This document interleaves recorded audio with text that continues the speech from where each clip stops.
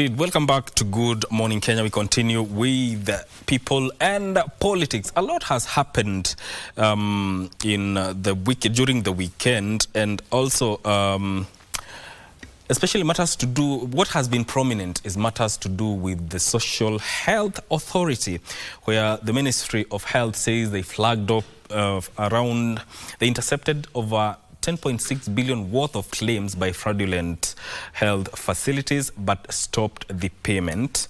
And so far, over 800 health facilities have been closed down, and also the public outcry is still growing when it comes to matters surrounding health facilities. So where do we go from this? So this is one of the things that we shall be looking at. And already in studio, I'm joined by Wakili Frank Nyamari, who is an advocate of the High Court. Wakili, karibu sana.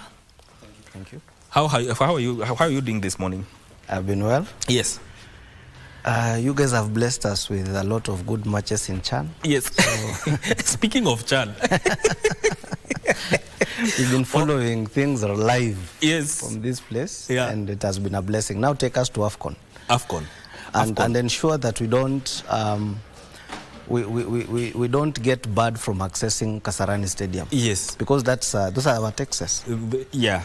And also, you know, KBC is your true sports partner, and for sure we did do a good job. Now, when it came to Chan, after we left, yes, ulikuwa na shabikia timu gani? Morocco.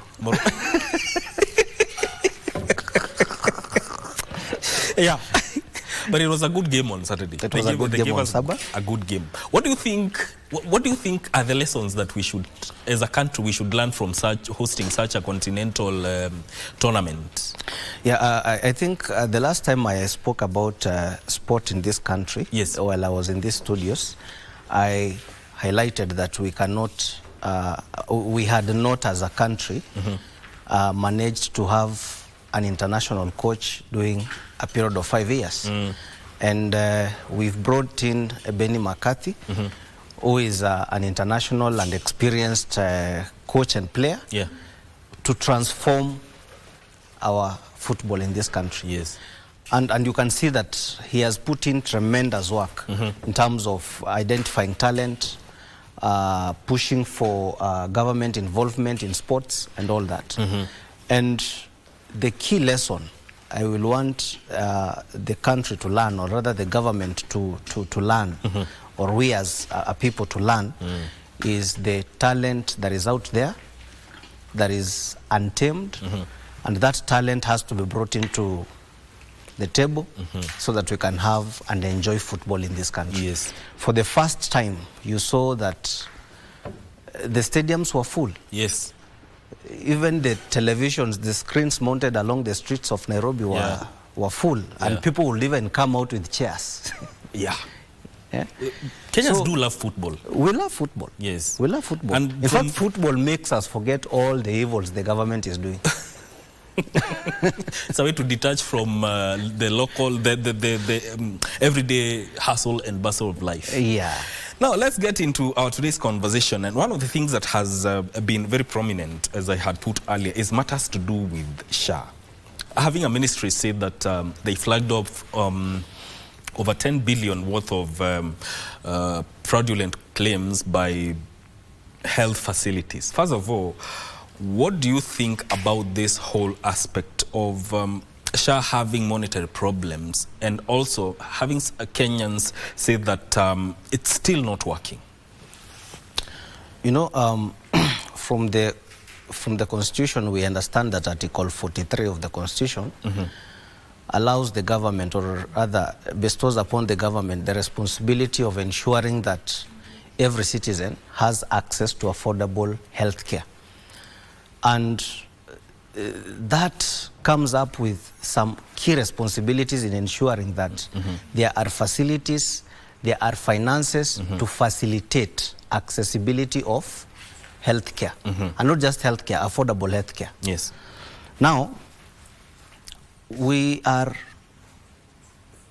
perturbed or shocked by the revelations made by the Ministry of Health in this country in view of the discoveries that they have made. And we remember that during the campaigning seasons and during the transition period, when we were transiting from NHIF to SHA, key reason that was given by the president himself is corruption within NHIF.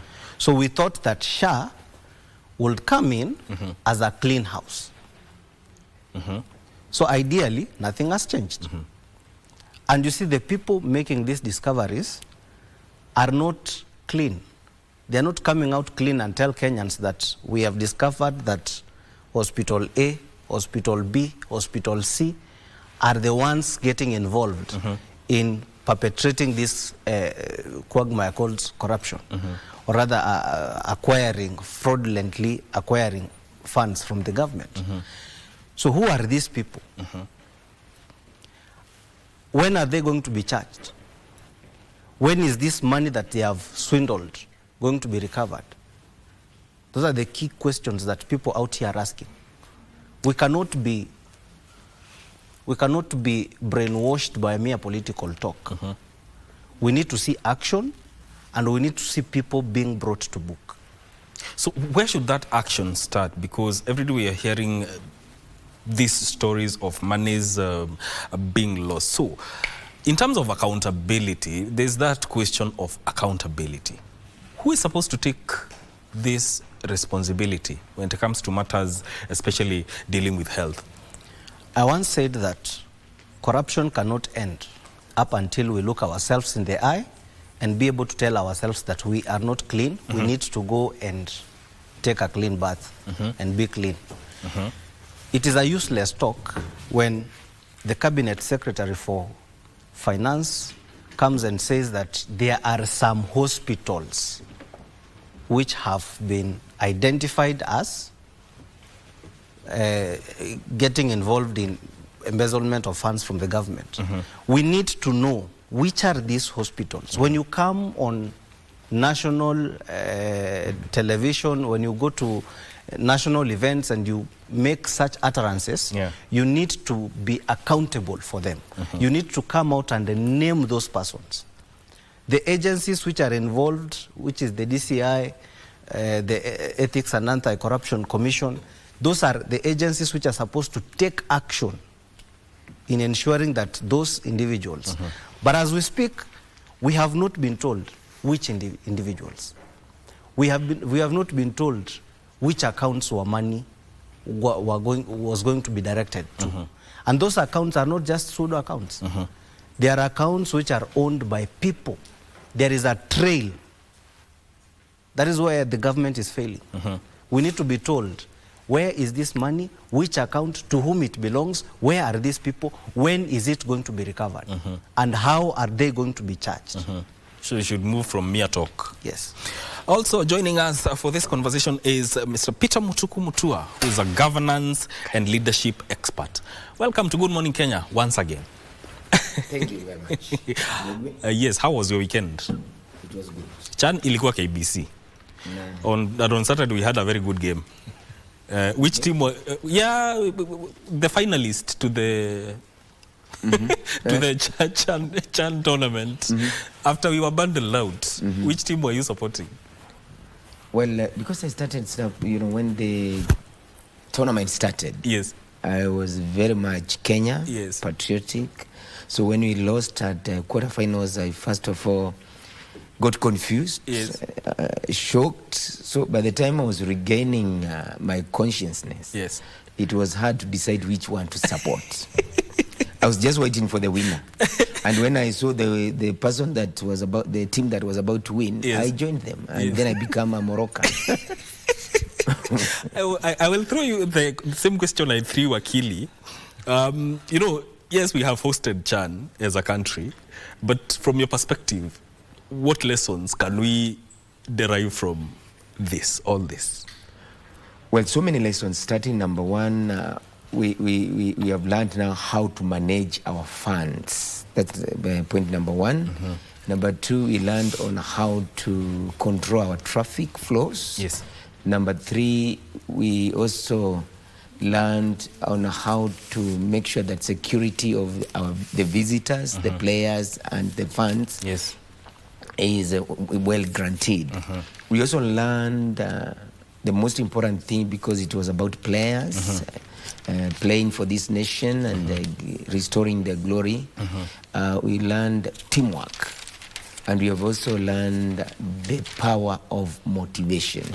It seems, had they not been motivated that they would not even have reached quarterfinals. Because you look at the level or the quality of game, you know, from our side vis-a-vis the other teams that we are playing, and especially, remember now Morocco won, and we had defeated them. The field from where they lost to us is the same field that they lifted the trophy. So we learned the power of motivation. There are so many lessons that we learned, and I hope that we are going to apply them. Learning and applying makes sense, but just learn and just we push them somewhere, we will not achieve anything. Let's get into today's conversation with you, and with Wakil here. You know, the other day, the CS had said that the Minister of Health had intercepted over 10.6 billion worth of fraudulent claims by health facilities, but they stopped the payments. And so far, we've had over 800 health facilities closed. But then again, the question of SHA has been very pertinent to Kenyans, and now we have issues of funds being lost, others being intercepted, and also the aspect where some Kenyans feel that this system is not working. Where are we going wrong? You see, I don't know what you had discussed with the Wakili. I'm sorry that I arrived 2 minutes late. I thought there was another maybe 10 minutes for news or something. However, because I'm a Kenyan, I live here, and when all these things start, I'm always here. And this is what I will say. When you see results, you need to start going back and know why are we getting the results we are getting. So when we hear that we have ghost facilities receiving billions of money in this country, and then at some time, or at some point, you hear the CS comes out and speaks. His speaking, for me, makes no sense. Because we are not about having just a speaking cabinet. We want a working cabinet, a cabinet that has capacity to make sure that we do not lose money. But when somebody comes out and speaks when you have already lost money, and stops others from, tries to manage our expectations and our, our emotions by trying to show us that have saved this nation this amount of money while we have already lost money. The fact that we lost money, then it tells you right from the beginning the reason, either the reason this SHA was started was to lose money and not to do things better than NHIF. Because why should we lose money? When we discuss something from the point of the product. The product is we have lost. So we go back looking at the process. Where did we go wrong? Then it tells you there was no need to shift to SHA. There was need to change that which was wrong. And then in the aspects of NHIF that were wrong, that we changed them. Other than now bringing another one, where we are supposed to be paying 104 billion per year. And you remember, Kenya is known for people who are very sharp, because we are and we remain the pioneers of electronic money transfer in the way of M-Pesa. So if we do that a system that found the entire world unprepared, and up to now, nobody has been able to come up with a system like M-Pesa. If we could do that, then why is it not that our people, local talents and skills were commissioned to come up with a better system, and then you transfer from NHIF to SHA? But where you find we have lost money, that is the losing is the product. So we go back to the backward, looking at the process. Then the process somewhere, when they start, because you see, you need to explore something. Before you do something, you must, like for example, before joining KBC, you had envisioned, then you decided to come here, then you explore. So in other words, what I'm trying to say, before SHA was established, there must have a stage of envision. And at that point, you outline everything that you want to do. But when you find something wrong is happening, something negative, we are losing money. Somebody somewhere or a group of people, cartels or, you know, a syndicate somewhere decides that because there exists something called Peter Mutuku, we are going to have a Peter Mutuku B, we are going to have a Peter Mutuku North, we are going to have a Peter Mutuku East and South, thereby confusing the citizens, and you start channeling funds to non-existence facility. Then when that one has happened, you come out in broad daylight and appear that nothing has happened. Let me tell you, Migwe, and anybody who is listening to me, when there is a problem and there is a challenge that needs to be handled, it doesn't matter whether you are going to take sleeping pills to sleep, or whether you are going to sleep naturally, whether you are going to close your eyes, the problem won't get solved by sleeping. Yes. Action has to be taken. Yes. You know, there's something that that raises a lot of questions. But then again, why do you think, Wakili, this skepticism about surrounding the social health authority, will it ever end? Because Kenyans are seeing on one end the possibility of money, of losing money, and on the other end, possibility of not accessing quality health care. You know, if you take Manchester United players and you give them jerseys for Manchester City, they will still play as Manchester United players. Yes. What the government has done is that they have brought in the same monkeys in SHA.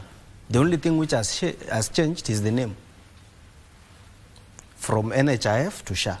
But the very, very problems that we had, even during the tenure of NHIF all those years, still the same problems that is being experienced. And by the way, let me ask a question. How old is SHA? 1 year now. Probably 2 years. And how long did it take for NHIF to be in place? A very long period of time.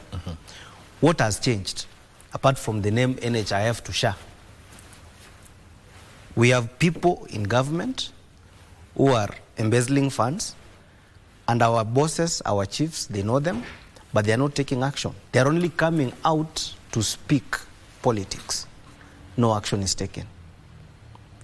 So what I'm saying is this, that for there to be a change, we need people who have integrity, people who are honest, people who are willing to work according to the oath of office and serve the people of Kenya in that capacity as the social health authority workers.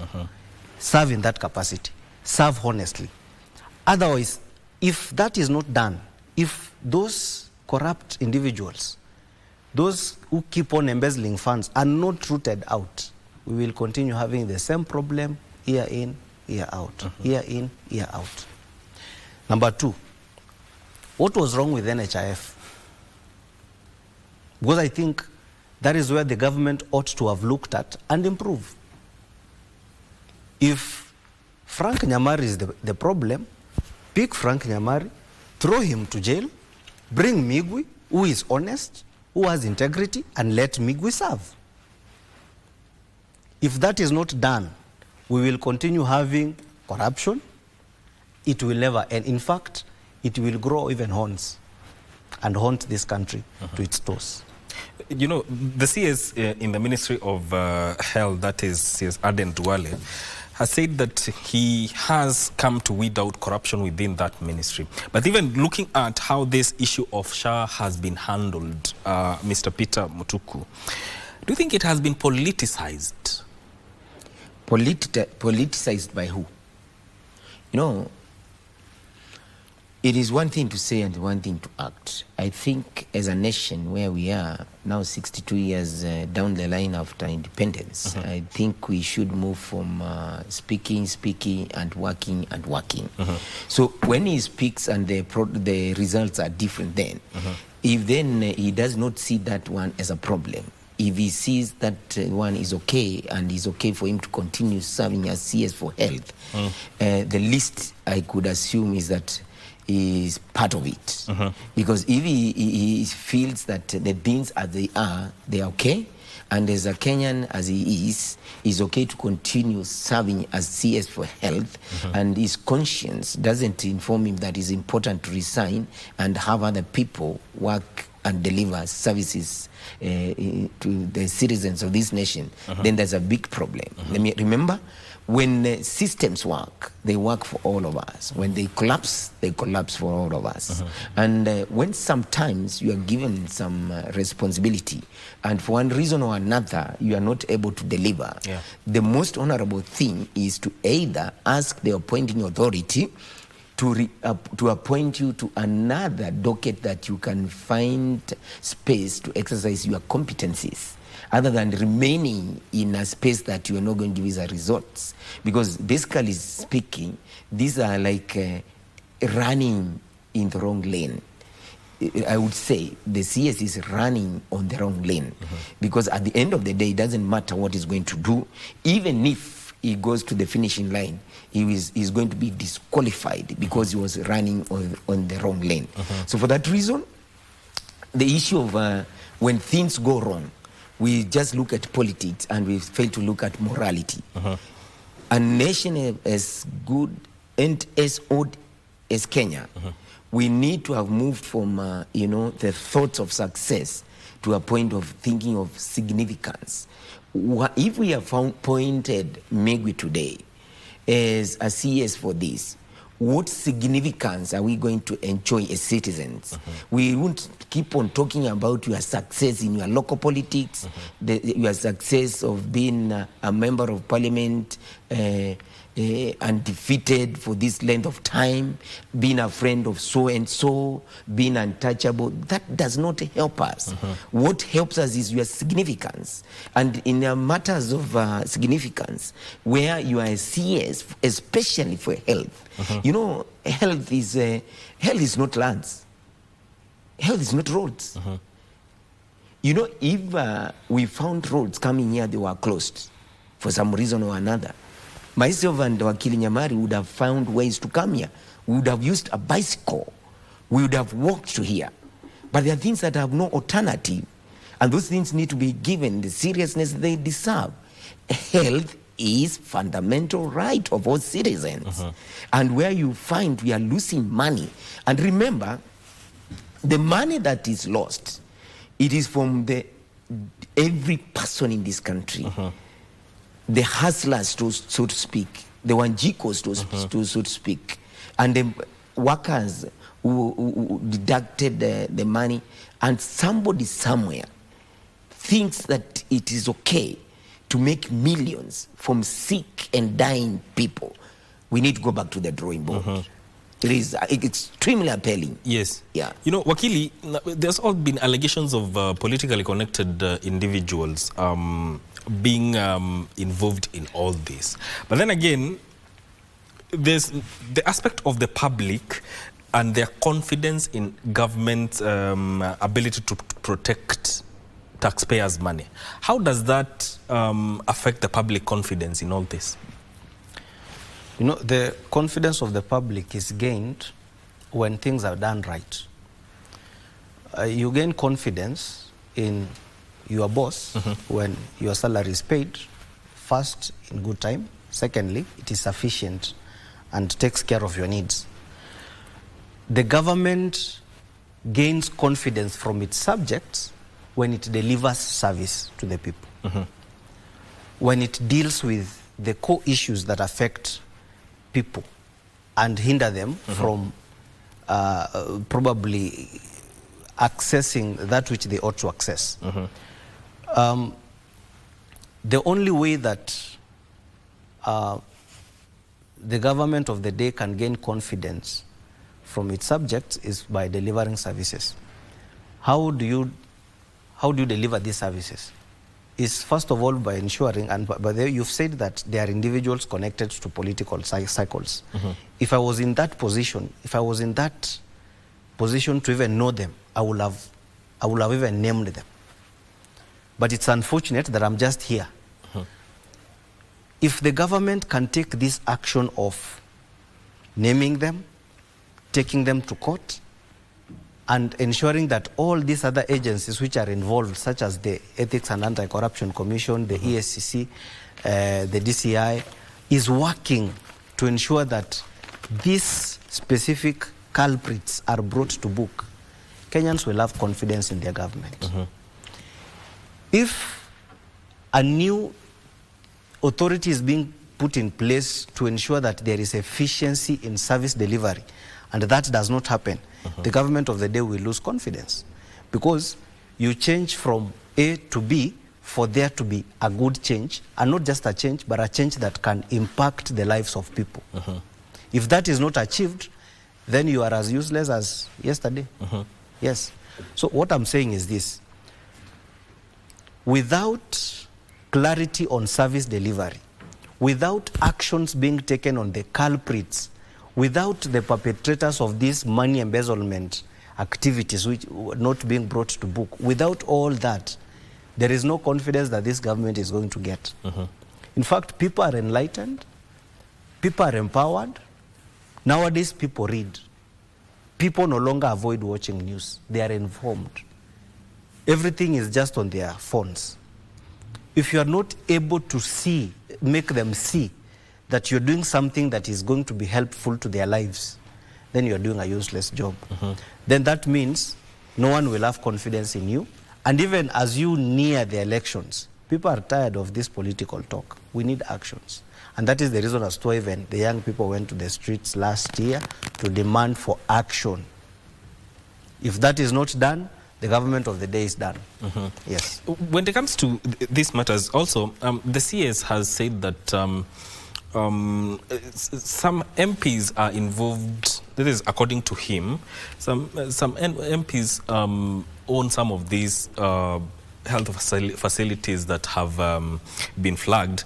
Then, on the other hand, some MPs also feel like Duale should take responsibility. And here is my question to you, Peter Mutuku. Given that there is this back and forth between a section of MPs and the health CS, does this complicate the pursuit of justice, especially when it comes to matters health?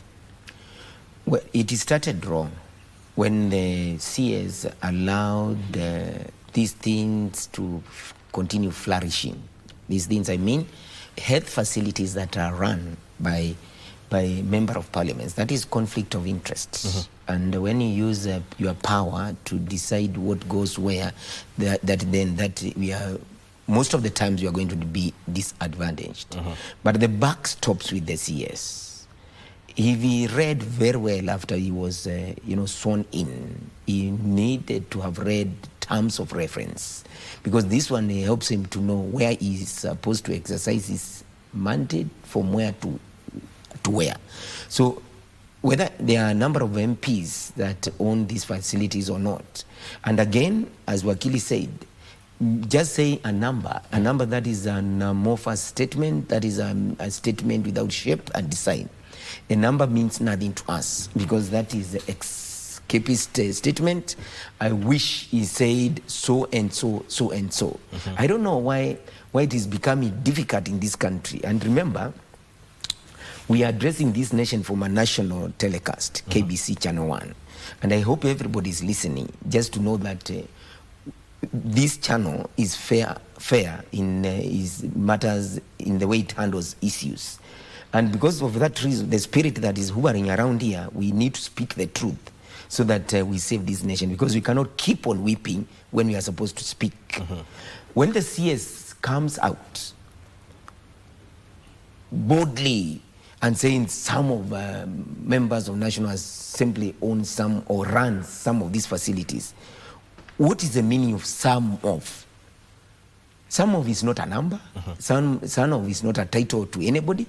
In fact, when somebody talks like that, is somebody who is not ready to mention the perpetrators, the aiders, or anybody who is a beneficiary of this criminal enterprise. Would naming really stop anyone? You see, if I named you, what happens?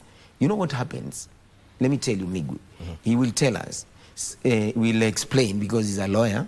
Though while I'm with him here, he must be very careful because I'm stealing his knowledge. I may use it, and I will not give him the privilege to steal mine. Yes. You know, there is power in naming. When you name, you have put somebody in the court of public opinion. So the public will be demanding, yes, you have mentioned so and so. We want the next action, step down.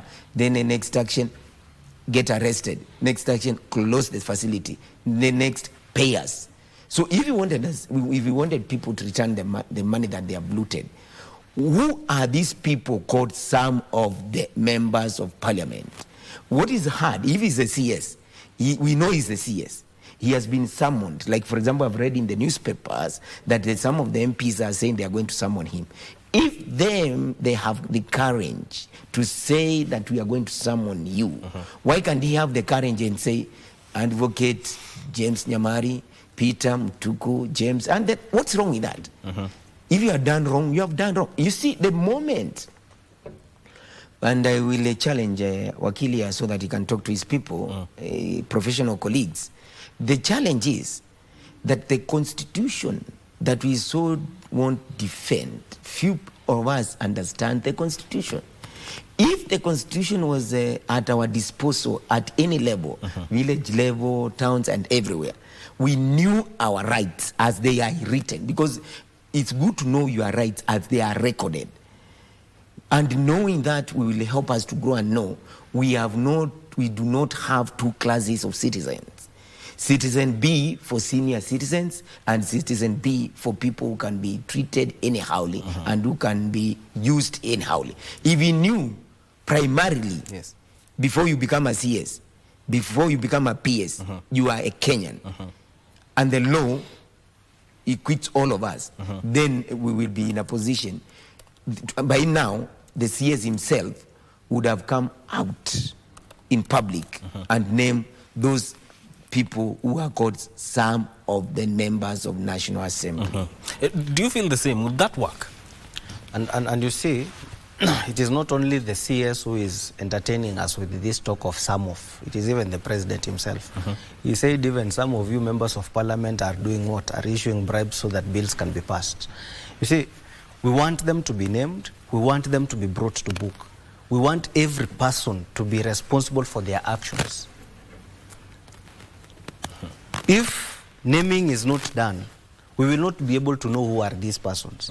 You need to even face the investigative agencies such as the ESCC and the DCI and tell them that so and so needs to be investigated.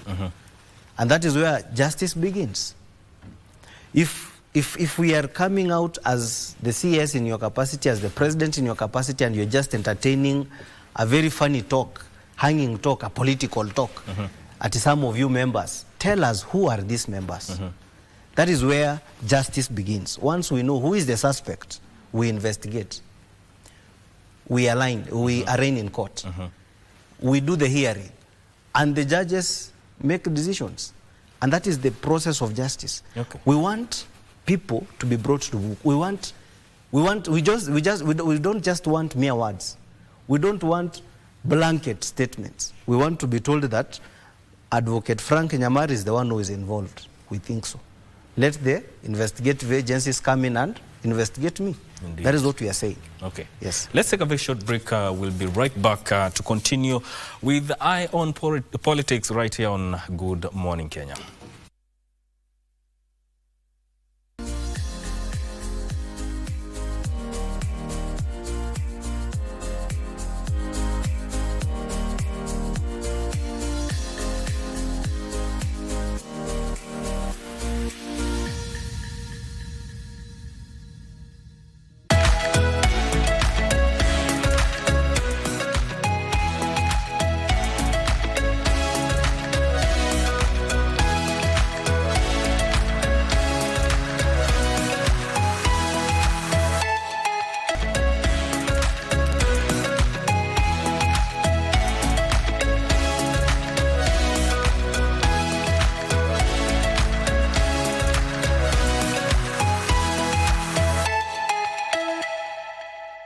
You're still watching Good Morning Kenya. This is Eye on Politics. I want us to close this matter on the question of the Social Health Authority.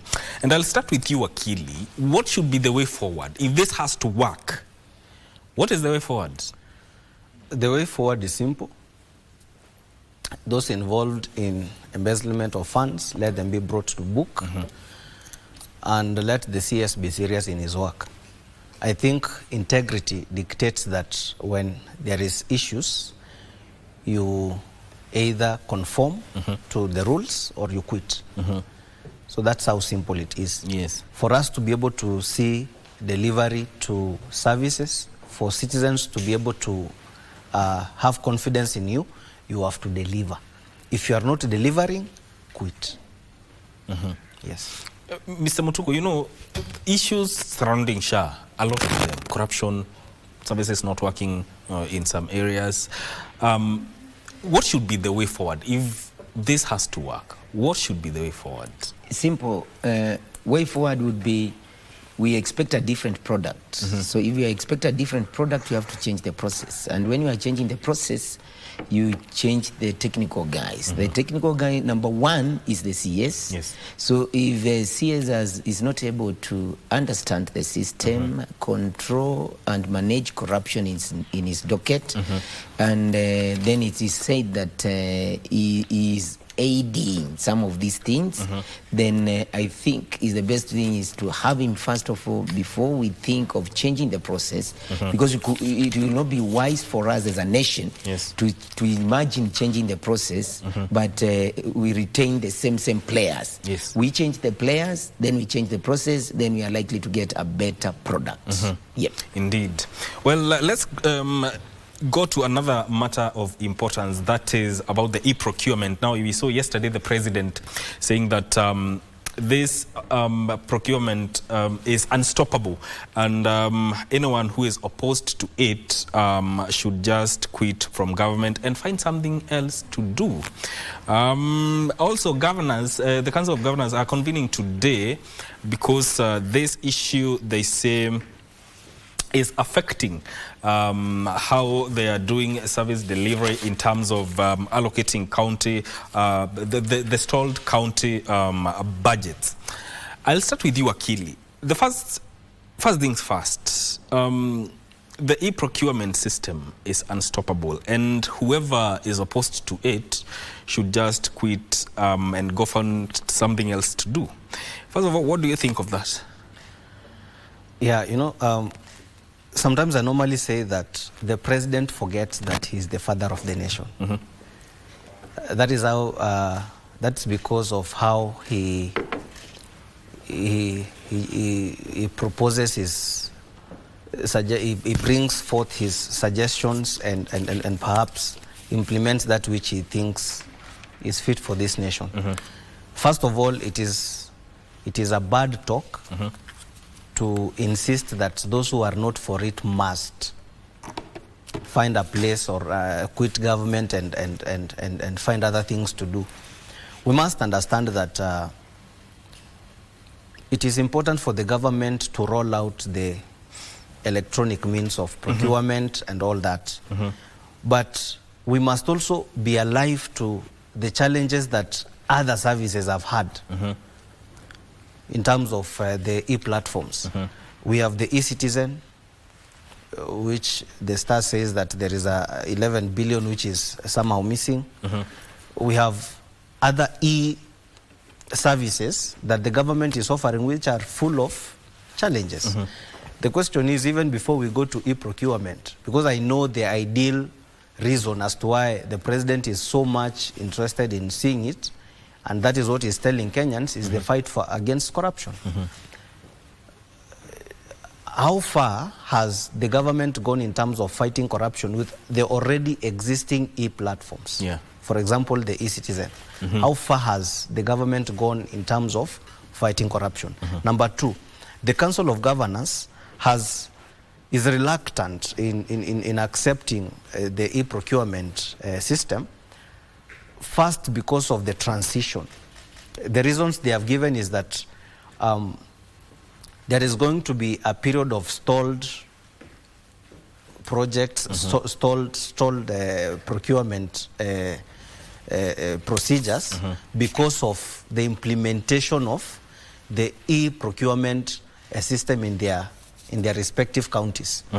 The question is, what has the government done in ensuring that there is going to be a smooth transition? Huh? How is it going to be smooth for the services? Yes. To ensure that there is no interruption in terms of whatever the county governments are doing. That has not been addressed. In as much as we appreciate that the government wants accessibility and transparency in these e-platforms, but we must also be alive to the challenges that are presented therein. And such challenges, if not addressed in good time, we will see a very, very long and tedious exercise in trying to implement what the president is saying. First of all, desist from forcing people, desist from threatening people, because they are rightfully employed and they must not do what you think is done, because integrity dictates that when something is wrong, it is just wrong. You can only help by making it right. If those people are telling you that, the Council of Governors is telling you that it will take a longer time to implement the system, then go and ask yourself, instead of forcing them and telling them to quit their jobs, ask them how best can this be implemented?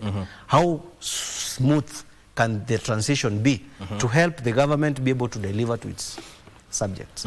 Yes. Two things, Peter. Your thoughts on the president's remarks, and also, number two, having learned or seen how the implementation of or the rollout of system has worked, if we are to adopt this e-procurement, should it be done in phases to ensure that any challenges that arise are addressed as the rollout is done in phases? Let me say this. The only master architect is the majesty of heaven, and only. Anything that is done by human beings is bound to disappoint in one way or another. And then with that understanding, then it is very, very important we try things in phases, or we do things in pilots. What do I mean? And when you are doing things in pilot, remember, let me go to the issues of vaccines. When you want to know vaccine is effective, you either use a baboon or a guinea pig. Why do you use that? A guinea pig, we would rather lose a guinea pig, but not a human being. We never try vaccines on human beings. We have to use them on the less loss that is not as painful as losing a human being. What do I mean? This EGP system, I would have thought, as good as it is, with very good intention, and sometimes it is very important good intentions are accompanied by good people. And the good people are also bound to become bad people if you threaten them. Because these are systems and they can be sabotaged by the people you are threatening to sack if they don't toe the line. And this system of procurement, if its intention is to fight corruption, it is important that we do it at pilot stages and use less important dockets, that if there was delay, the harm is not as bad as in other dockets like health, roads, and education. The Council of Governors are meeting today, and they're arguing that the system is not as friendly as it is. In other words, we have a matter in court, sort of, a public court, so to speak. The president is saying this, and then another team is saying this, Council of Governors.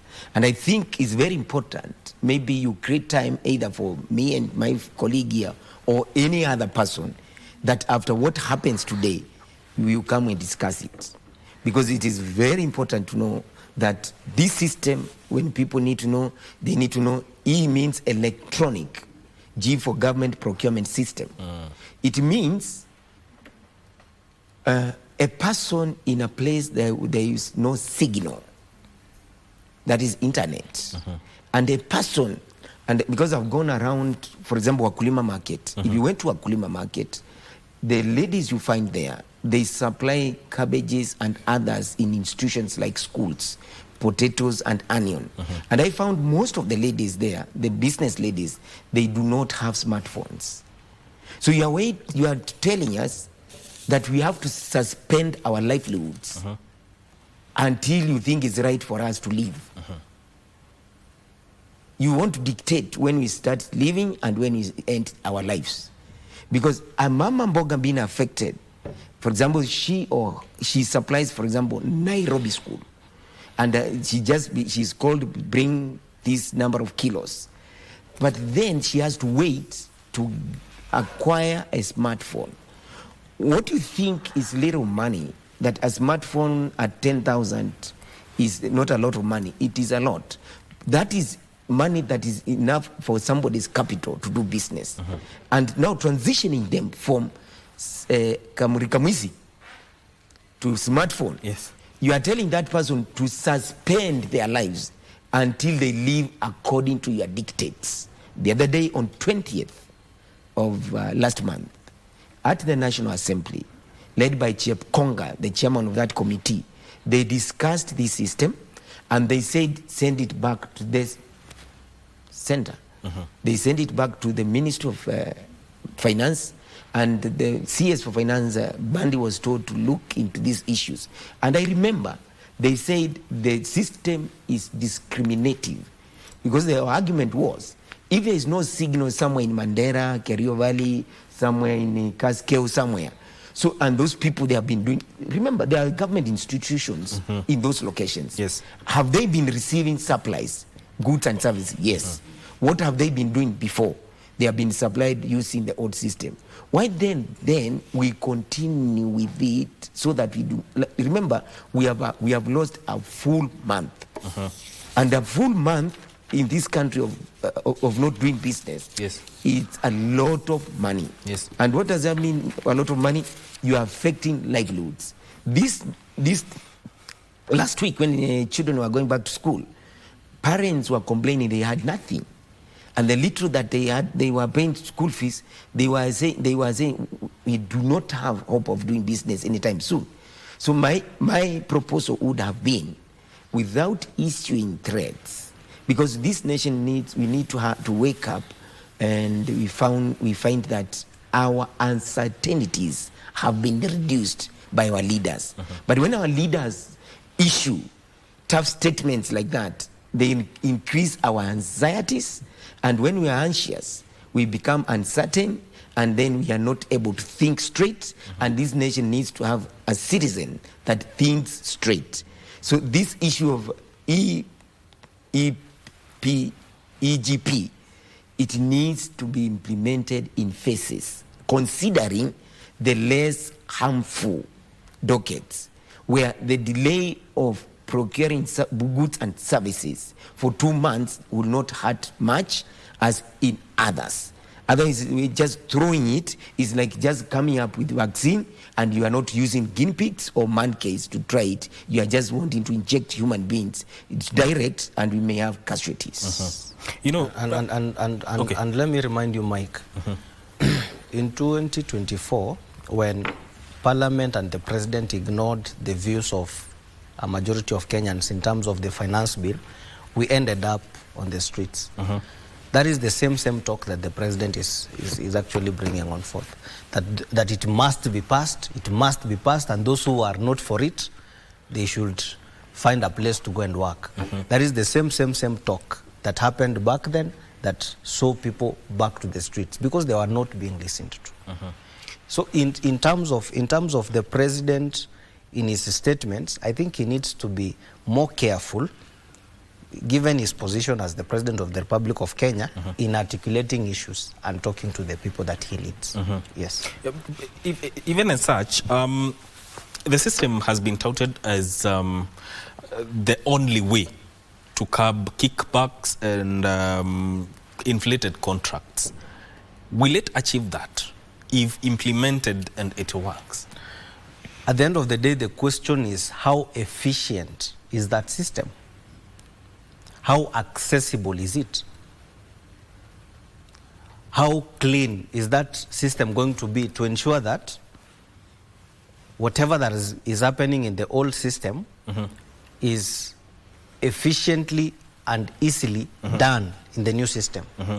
If those two things are not achieved in this proposed or new system that the president is forcing into the throats of governors and any other person involved, if those two issues are not attained, then it will not achieve anything.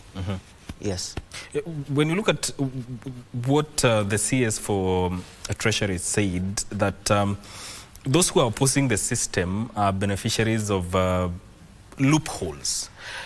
Is that really the case, or there are serious issues that need to be addressed within this system? The problem I have with the CS is that he's doing a political talk. He needs to come out and say, Frank Onchweri Nyamari is a beneficiary of the old system in this and this way. That is the reason as to why he is in the forefront in opposing. The CS has not done that.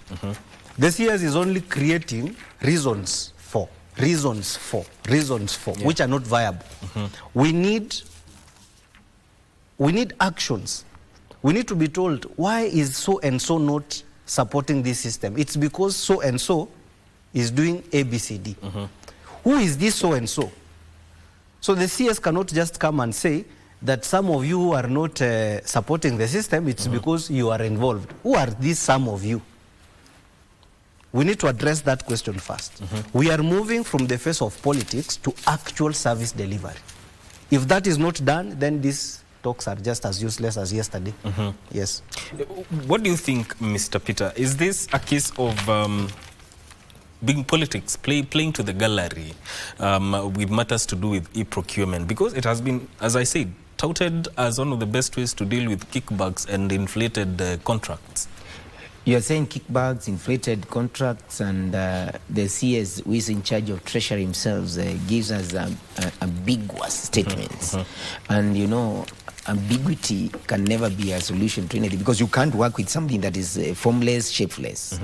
You see, when somebody comes and says loopholes, they need to tell us which loopholes. In the year 1992, we came from one-party system to multi-party. Yes. And why? Because it was outlined the challenges, the disadvantages, the shortcomings of a single party in terms of democratic space. So there were reasons. They were well outlined. So if you keep on telling us ambiguous statements in the sense that loopholes, what is loopholes? Which loopholes? You see, if they are beneficiaries, for example, if they were beneficiaries of single party, you know very well, Lords, it is not retrospective. We don't go back and start judging. So even if we have billionaires walking around as a result of the loopholes that were in that old system, we will have very little to do, I mean, to arrest them, to charge them, because the system allowed such. Those loopholes, they were there. So what we want to know is the loopholes. It is not the beneficiaries of the loopholes. If we knew the loopholes, they were outlined properly, we will be, as citizens, even here as we discuss, we will be discussing loophole number 1, what do you think we can do about it? Loop number 2, what do you think we can do about it? And the most dangerous and unavoidable loophole number 3. That if we are discussing those things here, that will be extremely productive. But as for now, because they have chosen to issue political statements in a manner that is like poetry, because they are not, they don't have substance. Anything that has no substance, because they lack prose in them, those are just ambiguities, and it's hard to work with ambiguity. If we said we have in this studio, we have 5 people, that is not enough. We need to go down. We have 5 men and 5 ladies. That makes it things clear. So that if we need, because if we needed some help here, help is also categorized in terms of the gender sometimes. Because if we needed some help, we need some people who come here and with some lessons. If we have slain by the Holy Ghost here. So we need ushers who are feminine in nature to come and take care of the ladies. So that one avoids ambiguities. And that one gives us the opportunity to give the correct prescription.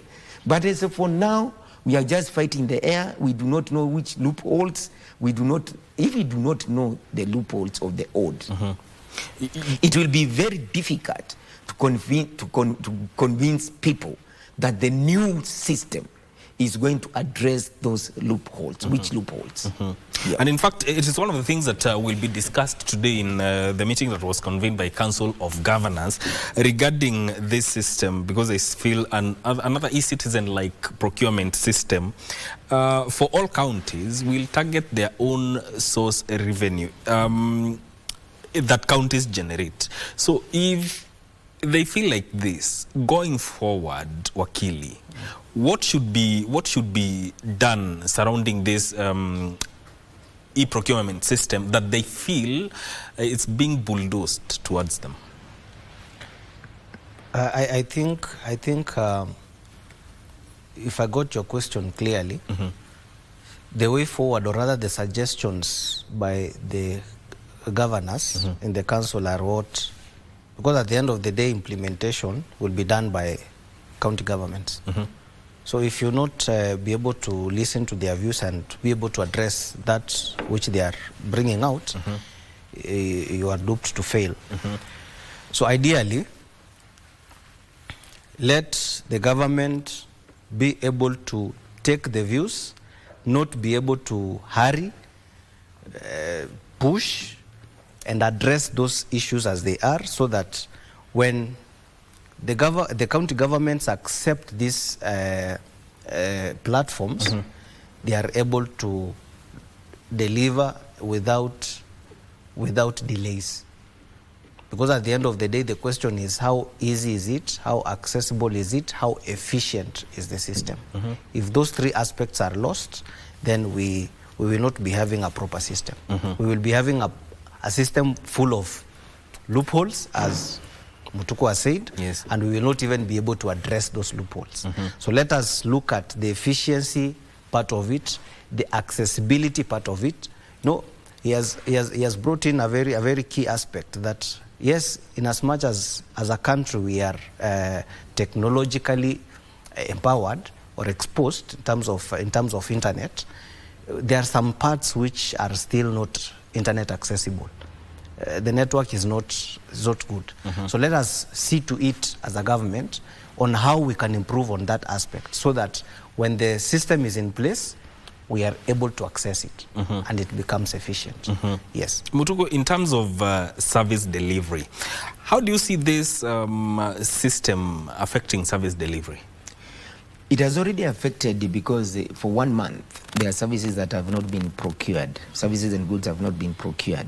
And as long as we keep on politicking, pushing back and forth, the executive and the council of governors, we continue. Remember, a delay in 1 day in this Kenya of procuring services and goods affects services in a big way. For example, if we had a serious potholes, so yes, for example, yes, or we have a natural calamity, because natural calamity does not give signal when it happens, in the sense that if a certain road network was cut off because of as a result of natural calamity in this nation, God forbid, then Kura, for example, which is mandated to repair urban roads, will not move to repair the roads because the system is not in place. So is Kera and Keneha and other. For example, I'm not sure whether we have procured drugs that we so much need. So this one is affecting service delivery. Already 1 month is a month of pain, because when we don't have services in this country, even for a day, because we never established institutions to have delays in service delivery. We established institutions so that services are brought to the people timely and in the form that they are needed and at the time they are needed. You see, for example, for wisdom or lack of it, the new constitution created 47 counties. Yes. People need 47 counties were not created to make some people rich or others poor. They were creating to over or to take services to every part of this country. And so it's when you see a small nursery school coming up in your neighborhood, it shows you that there is a population that needs the services of that nursery school. So this system, if it continues causing these delays, services are being affected, and we exist to provide services.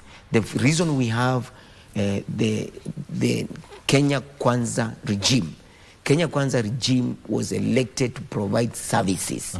So anything that is being done that does not enhance service delivery, that causes the services to be delayed, that thing the president should rethink. And probably, you know, sometimes as a driver, you may have, a driver may have a conductor and a makanga. A conductor charging people, and the makanga asking people to get in the automobile or the matatu. The driver is concentrating, looking ahead to take these people to the promised destination. So as the president is concentrating, taking the populace to the promised destination, maybe the makangas and the conductors are mishandling the citizens. And in this case, the makangas are the CSs, the PSs, and the advisors, because they should have now told the president that this thing is not practical, because I don't think it is in the wisdom of the president that any Kenyan, even a single one, anywhere in Kerio Valley, Makutano, wherever, Mandera, Wajir, everywhere, that somebody suffers for a day because a system is not in place. Yes. Indeed.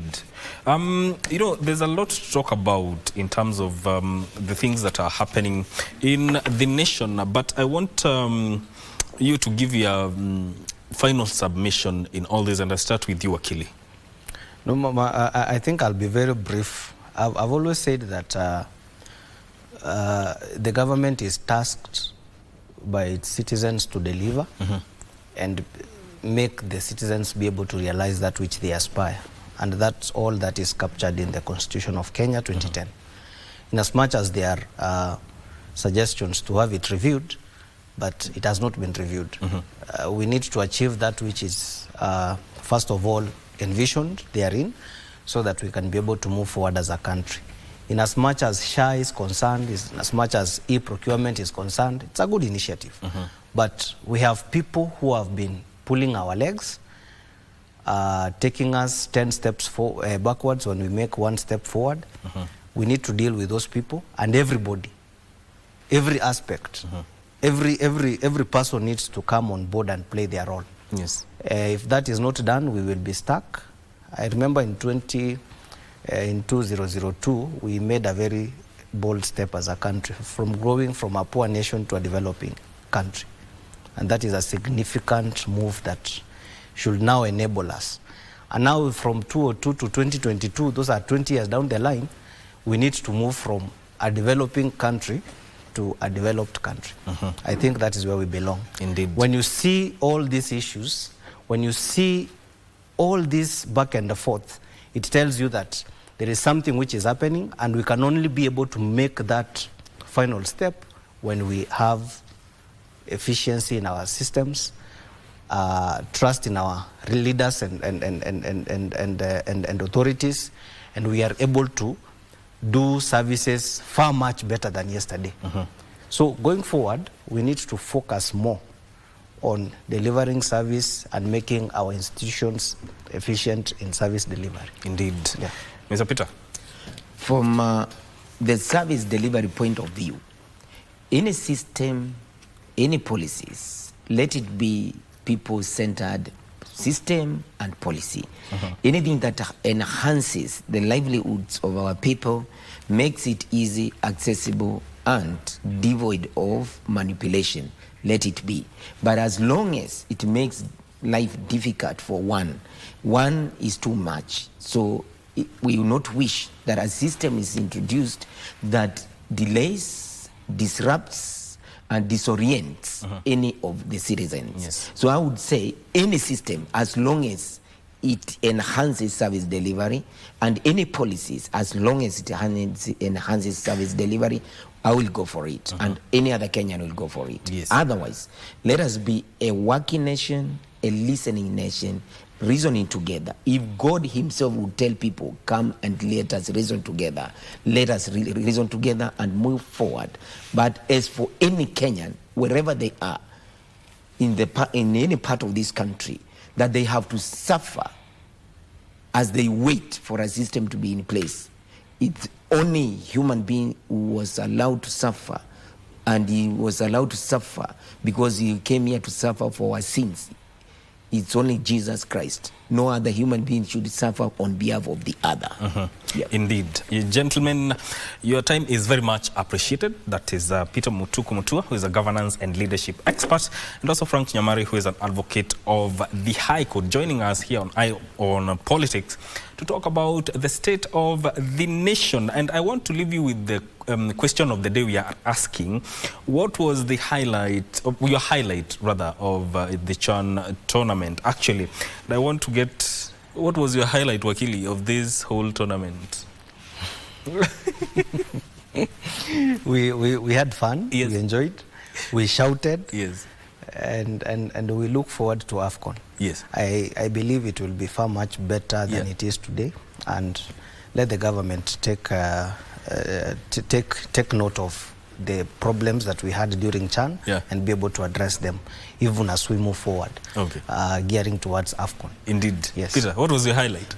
You know, sometimes when things happen as a result of your contribution, you can't forget. Yes. Because I was not involved in planning or organizing CHAN. Yes. However, after we had the crisis of funds, we in Nairobi County suggested that we needed to have fund zones, and they were created. We were able to have people going to Uhuru Park. I remember discussing that matter with other stakeholders at one of the TV stations, and I suggested that we have fun zones, and the governor and the minister in charge of sports, they implemented. We had fun zones that helped us control the crowds, and then in the future, we have now a product that we can give to the citizens or offer to people in this city, and an alternative. So we are a government of giving good alternatives. That is my highlight. Yes. Yes. Indeed. Yes. Let us know what the highlight. What was your highlight on the just concluded CHAN tournament? Because that's something that does not happen every day here in Kenya. And at KBC Channel 1 is our social media handles. Let us know what was your highlight. This is where we end Eye on Politics. My name is Mike Migu. This is Good Morning Kenya. Stay with us.